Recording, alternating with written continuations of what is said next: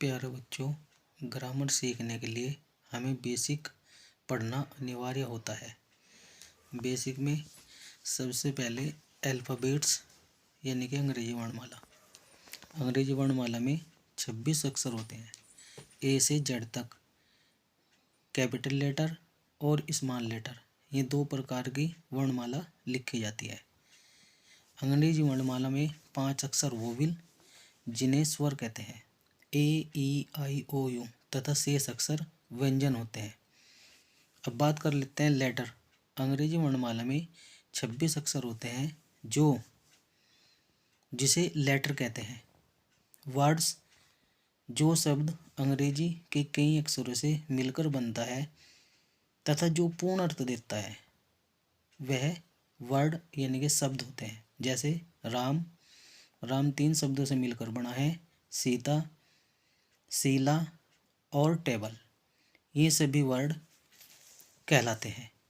अब इसके बाद हम सेंटेंस के बारे में पढ़ेंगे। सेंटेंस यानी कि वाक्य, जो अंग्रेजी के कई शब्दों से मिलकर बनता है और जो अपना पूर्ण अर्थ प्रकट करता है। जैसे Mohan goes to school, Deepa reads a book.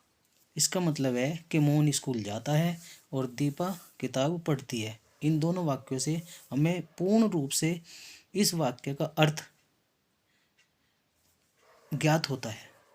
जैसे मोहन गोज़ टू, इसका मतलब है मोहन स्कूल जाता है। Deepa reads a book, Deepa किताब पढ़ती है। अब प्यारे बच्चों, हम सबसे पहले सेंटेंस के बारे में पढ़ेंगे। सेंटेंस यानी कि वाक्य।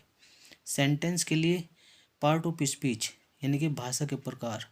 पार्ट ऑफ स्पीच 8 प्रकार के होते हैं, जिसे सबसे पहले नाउन। नाउन किसे कहते हैं? संज्ञा। संज्ञा किसी व्यक्ति, वस्तु या स्थान के नाम को संज्ञा कहते हैं। ऐसे भी कह सकते हैं कि इस वर्ल्ड में हम जिस भी वस्तु को नाम से पुकारते हैं वह संज्ञा है। जैसे पेड़, पौधे, राम, मोहन, सोहन, दिल्ली, कलकत्ता, मुंबई। इस प्रकार ये सभी शब्द संज्ञा हैं। अब संज्ञा के रूप बात कर लेते हैं। काइंड्स ऑफ नाउन, यानी कि जो संज्ञा के भाग हैं, प्रकार हैं, वे 5 प्रकार के होते हैं। नंबर 1 आप लोगों का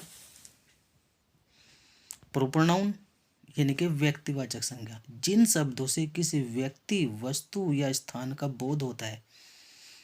जैसे व्यक्ति राम हो गया, गंगा, शीला, टेबल, इंडिया, यानी कि जाति व्यक्तिवाचक संज्ञा होता है। और इसके बाद है आप लोगों का कॉमन नाउन। कॉमन जातिवाचक, जो किसी विशेष जाति का बोध कराती है। अगर इसकी परिभाषा ज्ञात करें तो संज्ञा, जातिवाचक संज्ञा किसे कहते हैं? जिस संज्ञा से हमें विशेष व्यक्ति, जाति का बोध होता है। जैसे बॉय, बॉय एक लड़का जाति से होगा, पुरुष जाति से होगा। गर्ल स्त्री जाति का बोध कराता है। कम्युनिटी, समाज, कंट्री एक देश का नाम है, ये भी एक जाति का बोध कराता है। और रिवर, नदी, ये भी हमें एक जाति का बोध कराते हैं। अब प्यारे बच्चों, हम